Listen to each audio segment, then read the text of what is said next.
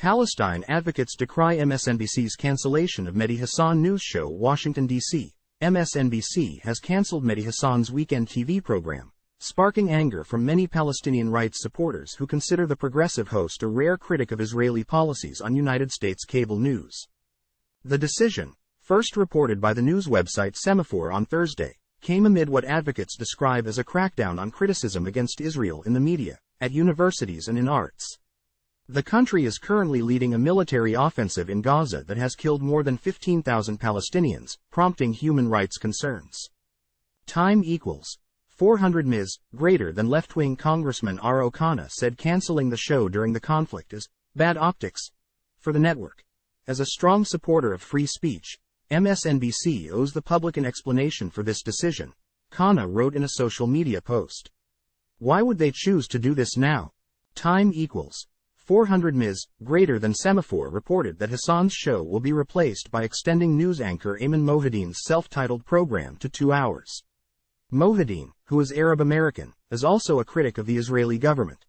Hasan will be retained by the network as an on-screen analyst, U.S. media outlets indicated. In a note to staff quoted by the publication The Hill, MSNBC President Rashida Jones said the reshuffle aims to better position the network as it heads into the 2024 U.S. elections. MSNBC did not immediately respond to Al Jazeera's request for comment.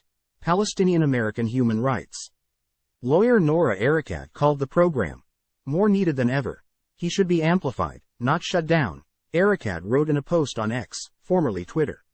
A persistent interviewer known for confronting guests about false claims and past statements, Hasan previously worked as an Al Jazeera host. He also was a senior columnist at The Intercept, a news website. Earlier this month on his program, he deployed his trademark interviewing style to question Israeli government advisor Mark Regev about false claims promoted by Israeli officials. In one example, Hasan pointed to an instance where a calendar in a Gaza hospital was presented as a list of Hamas operatives. We shouldn't blindly believe anything Hamas says. But why should we believe what your government says, either? Hasan asked. After a lengthy back and forth, Regev acknowledged that Israel may have committed mistakes in putting out such information. Author Sarah Kingier pointed to that segment as she questioned MSNBC's decision to nix Hasan's show. They canceled Mehdi Hasan for interviews like this, evidence-based and willing to challenge power, and it is doubtful he will be the only journalist pushed out for daring to practice journalism, she wrote in a social media post. On Thursday, U.S. journalist David Sirota noted that Hasan has reported critically on both Republicans and Democrats. Canceling him is another step in the deliberate homogenization of news content into pure red vs blue infotainment. Sirota wrote on X, there is a history of U.S. journalists being penalized for their criticism of Israel. In 2018, CNN sacked Mark Lamont Hill as a contributor over a speech at a United Nations meeting in support of Palestinian rights. Hill now hosts the program up front on Al Jazeera. Time equals 400 Ms. greater than in 2021.